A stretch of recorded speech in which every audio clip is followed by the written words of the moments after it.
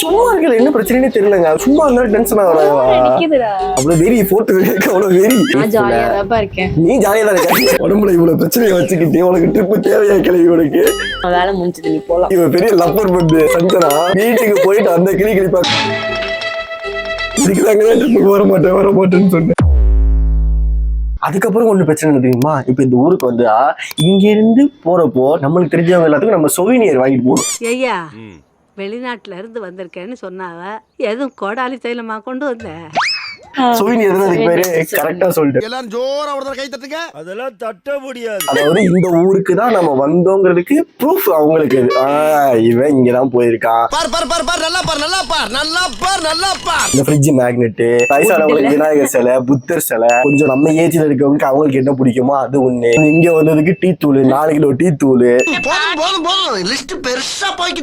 நம்மளுக்கு பிடிக்கிற கேட்டகரியில இருக்கிறவங்க நிறைய பேர் இருப்பாங்க இல்லையா? அவங்க எல்லாத்தையும் நம்ம சந்தோஷப்படுத்துறவங்களுக்காக அது ஒண்ணு பண்ண வேண்டியது. யாருக்கெல்லாம் நம்ம சொல்லிட்டு வந்திருக்கோமோ, யாருக்கெல்லாம் தெரியுமோ அவங்களுக்கெல்லாம் நம்ம போய் வாங்கிட்டு போயிட்டு கொடுக்கணும். அப்பதான் அவங்களுக்கும் ஹாப்பியா இருக்கும். அதை பாக்குறப்ப அவங்களுக்கு நம்ம ஞாபகம் வரும்.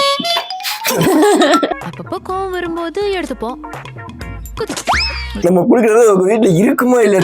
நம்மளுக்கு எவ்வளவு பேர் வந்து கொடுத்துருக்காங்க என்னெல்லாம். ஓகேவா? நம்ம வீட்டுல எங்க இருக்கு நீ சொல்ல? என்ன கொடுத்துருக்காங்க அவ்வளவுதான் முடிஞ்சு போச்சா? இதுதான் ஆன்சர். என்ன கொடுத்துருக்காங்க?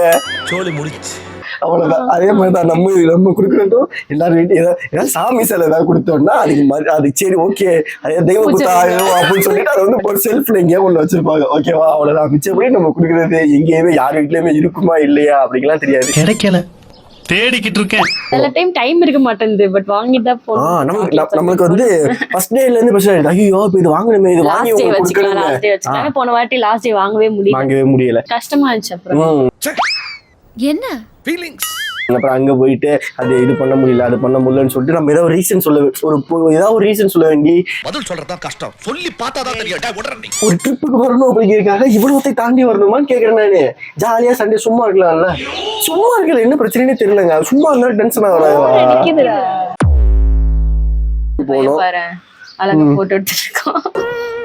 இது ஒரு பிரச்சனைங்க.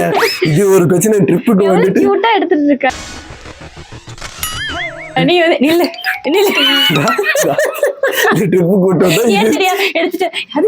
இன்னும் 2-3 போஸ் அப்படின்னு எடுக்க மாட்டேன். நீ அங்க பாரு நம்ம பேச ஆரம்பிச்சதுல இருந்து எடுத்துட்டு இருக்காங்க. கியூட்டா இவ்வளவு நேரம் எனக்கு அது எடுத்திருக்கியா? நீ சொல்லு.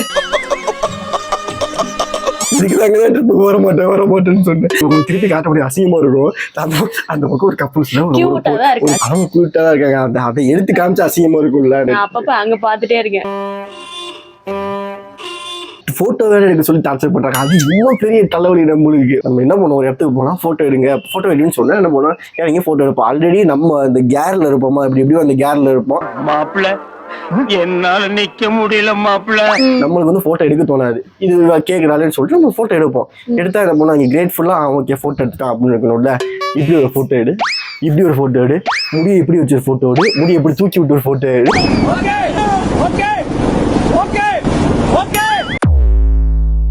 நான் அப்பயே சொன்னேன் டீ லீஃப் உள்ள போகாதேன்னு சொன்னேன். கேட்கவே இல்லை. உள்ள இருந்து இப்படி வரணும் அப்படி வரணும் இப்படிலாம் நிக்கணும்னு போட்டோ எடுத்துட்டு காலில் அட்டையை ஓட்டிட்டு ரூம் கூட்டு வந்துட்டான். ஏதோ அட்டை மாதிரி தெரியுது. என்னன்னு பார்த்தா ரூம்ல அங்கங்க பிளட்டா இருக்கு.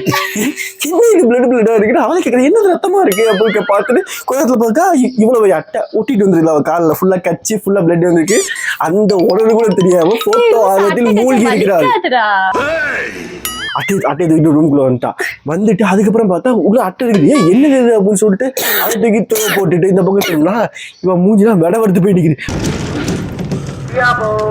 அட்டை கடிச்சா ஏதாவது ஆயிருமா? அப்புறம் ஒண்ணும் இல்ல.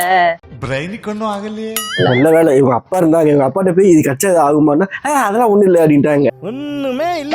இவங்க அம்மாட்ட மட்டும் போய் எடுத்து வச்சுக்கோங்களா? அவ்வளவுதான். தப்பில்ல. டே 2 போயிருந்தா நான் ஷூ போட்டு வந்திருப்பேன். ஃபர்ஸ்ட் நாள் போட்டது வாட்டர் ஃபால்க்கு போட்டீங்க. வாட்டர் ஃபால்க்கு ஷூ போட்டு வரக்கூடாதுன்றதுனால தான் நான் வந்து நார்மல் செப்பல் போட்டு வந்தேன். அதோட வந்து டீ பிளான்டேஷன் எஸ்டேட் கூட்டு போயிட்டேன். சரி ஓகே போட்டோ எடுப்போம்னு நான் உள்ள போயிட்டேன். நான் ஷூ போட்டு வந்திருந்தேன்னா நான் அட்டை கடிச்சிருக்காது.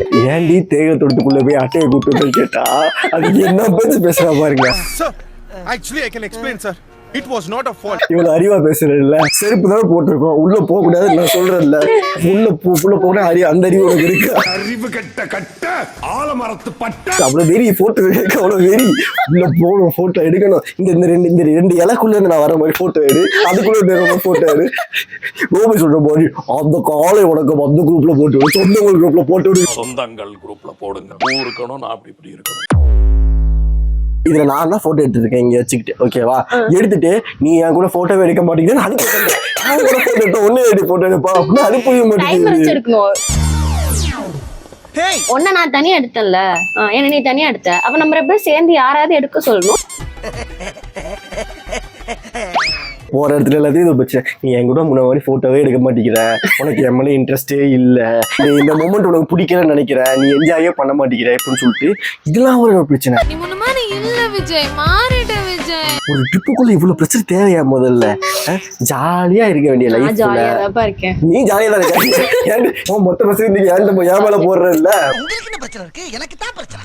ஃபீல் பண்ணு, அந்த பக்கம் திரும்பி காத்து ஃபீல் பண்ணு. நான் வந்ததுல ஃபீல் பண்ணிட்டு இருக்கேன், தனியா புதுசா ஃபீல் பண்றதுக்கு இல்ல ஒண்ணுமே கிடையாது, புரியுதா? வந்ததுல நான் ஃபீல் தான் பண்ணிட்டு இருக்கேன். சரி, இப்ப ஃபீல் பண்ணி என்ன பிரயோஜனம்?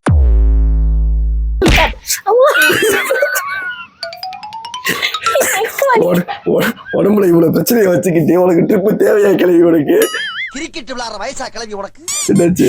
நெக்கு சுருக்கிடுச்சு, இப்படியே பேசிட்டு காலமான காலத்துல வீட்டுல இருன்னு சொன்னா கேட்கறது கிடையாது.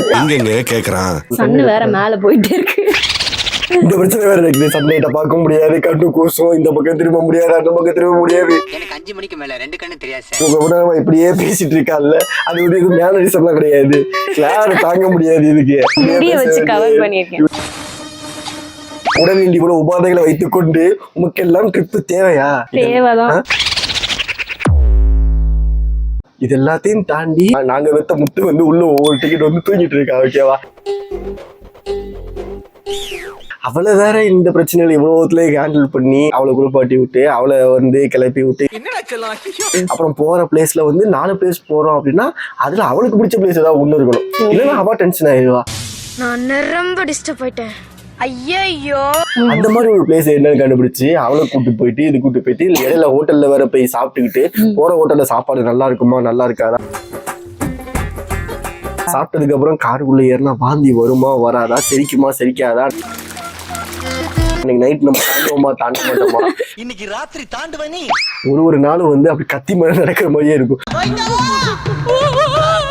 இவ்வளோத்தையும் தாண்டி நம்ம வந்து முடிச்சுட்டு ஆஃபீஸ் போனோம். போறப்போ ட்ரெயின் கரெக்டான டைத்துக்கு போகுமா போகாதா, கரெக்டா போயிட்டு நம்ம ஆஃபீஸ் போய் சேர முடியுமா முடியாதா,